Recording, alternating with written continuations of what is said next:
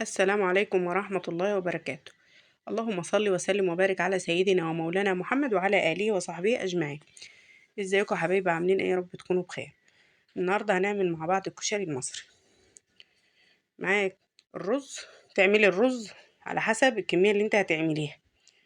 انا معايا معيار الرز بتاعي، ومعايا العدس اللي هو العدس اللي بجبة، نقعاه في مية.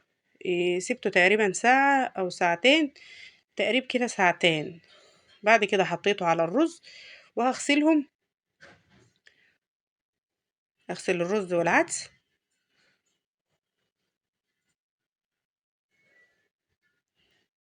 اغسلهم كويس. اغسل الرز عادي جدا. دلوقتي حطيت له الميه بتاعته، طبعا مزوده الميه شويه صغيرين عشان لسه هعمل شعريه احطها للرز. كده انا عملت هحمر الشعريه بتاعتي.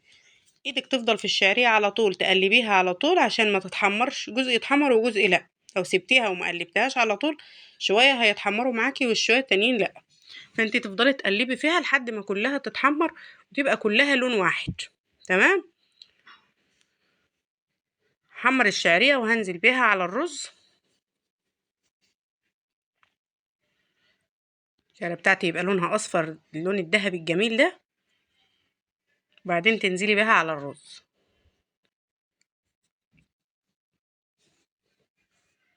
بدأت اهي تحمر معايا.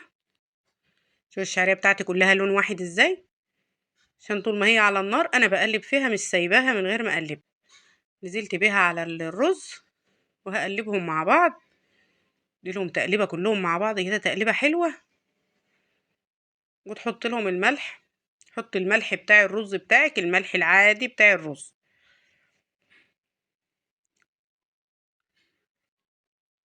كده خلاص الرز والعدس خلص.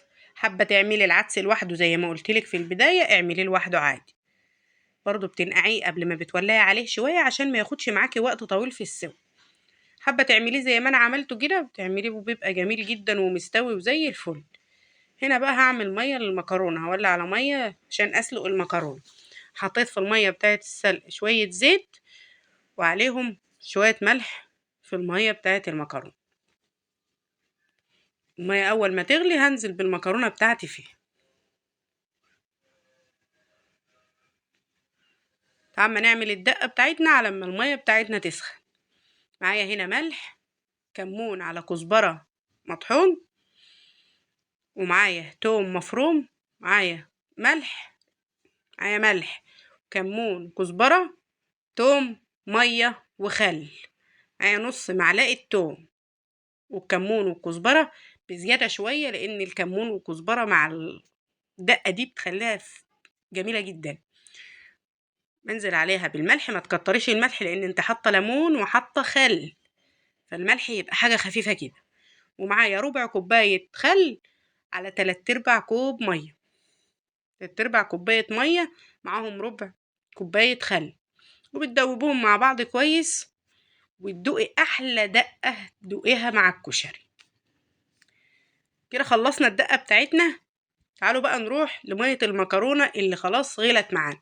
هنزل بالمكرونه الاسباجيتي. هسلق المكرونه الاسباجيتي الاول. المكرونه طبعا هنا بنسيبها تستوى، لان انت مش هترجعي تحطيها في صلصه ولا حاجه، انت هتسلقيها لان انت هتاخديها زي ما هي كده. اسلق المكرونه الاسباجيتي وبعدين هشيلها من الميه دي، واحط المكرونه اللي هي الطماطم، المكرونه الصغيره دي. كده خلاص اللي شلت المكرونه الاسباجيتي ونزلت بالمكرونه الصلصه. اسيبها برضو لحد ما تستوي وبعدين اصفيها من الميه. بتسوي المكرونه، مش قلبه واحده وبتطفي عليها، لا، المكرونه بتاعتي بتستوي. هنا المكرونه الاسباجيتي خلاص استوت، وهسوي المكرونه الطماطم وهشيلها. احنا مع بعض كده بشوف انا بعمل ايه، لان انا يعني مش فاكره قوي والله. يبقى انا عملت الرز، عملت الدقه، عملت المكرونه. الصلصه بتاعتي انا مجهزاها من قبل ما اصور اصلا عشان الكهرباء وبتاع، فعملتها من بدري.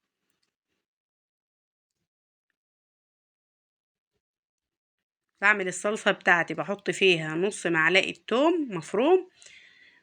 انا هنا بوريكي الصلصة اهي. بحط نص معلقة توم مفروم، شوية زيت، اديلها لون كده اصفر حلو كده، ما تغمقيش التومة، وتنزلي عليها بالطماطم بتاعتك وتسيبيها لحد ما تتسبك. بتحطي فيها البهارات، ملح، فلفل اسود، كمون، 7 بهارات، وتسيبيها بقى لحد ما تتسبك براحتها. وطبعا شوية شطة كده محترمين عشان تبقى حرة كده وجميلة.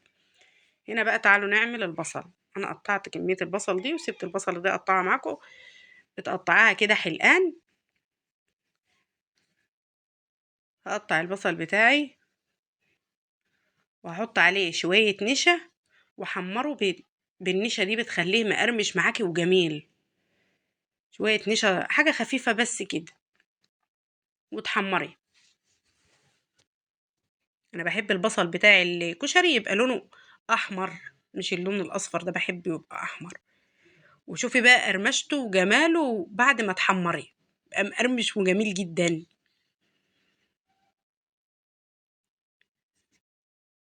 هنا خلاص خلصت البصل اهو. هحط عليه شوية نشا وهقلبه مع بعضه كويس، وانزل بيه في الزيت. طبعا الزيت بتاعي حطاه على النار وسخن، هنزل بيه على طول في الزيت.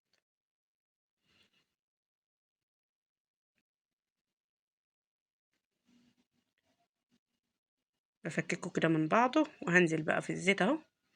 نزلت بكمية البصل بتاعتي كلها، وبتحطيه في المصفى وبتصفيه من الزيت، وبيبقى جميل ما شاء الله عليه.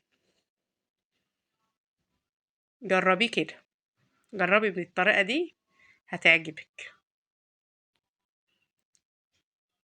ايدك طبعا فيها على طول تقلبيه عشان ما يتحرقش. وعايزة تخليه اللون الأصفر بتعمليه عادي، عايزة تحمريه شوية زي ما أنا محمراه تسيبيه يتحمر شوية اهو. شوفي بقى جميل ازاي، ومقرمش بقى وجميل قوي. احلى طبق كشري ده ولا ايه؟ تعالوا نعمل الشطة بقى.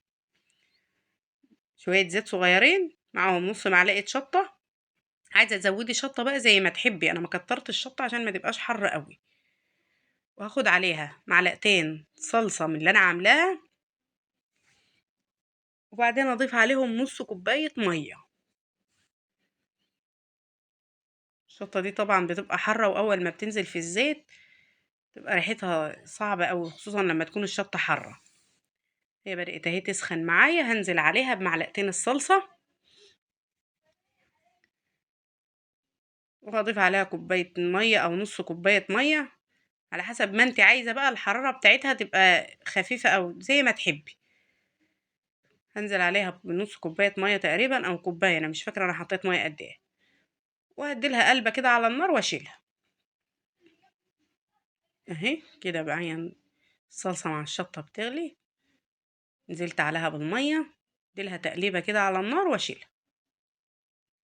بقى انا عملت الدقة، توم وليمون وخل، وعملت الشطة، وعملنا الصلصة بتاعتنا، وعملنا المكرونة، وعملنا الرز. كده الحمد لله طبق الكشري بتاعنا خلص. انا ما بحبش احط حمص لان ما عنديش حد بيحبه يا جماعة، الولاد بيشيلوه فما بحطوش خالص. لو حابة انت تعملي الحمص عادي بتبليه قبل ما تولعي عليه تسلقيه، برضو بتبليه قبلها بساعة او 2 عشان ما ياخدش معاكي وقت طويل في السوا. هنا دلوقتي شوفوا الرز بتاعي وجماله. انتوا اكيد نسيتوا الرز عشان كنت عاملاه في اول الفيديو. شوفوا الرز بقى ومفلفل وجميل ازاي، الشعرية مع العدس مع الرز جميلة. الف انا على قلب اللي اكل منه. جربيه، جربي بنفس الطريقة بتاعتي دي هتعجبك. تنسوش اللايك والاشتراك وتفعيل زر الجرس عشان يوصلكوا كل جديد ان شاء الله. اشوفكم فيديو جديد يا حبايبي، مع السلامة.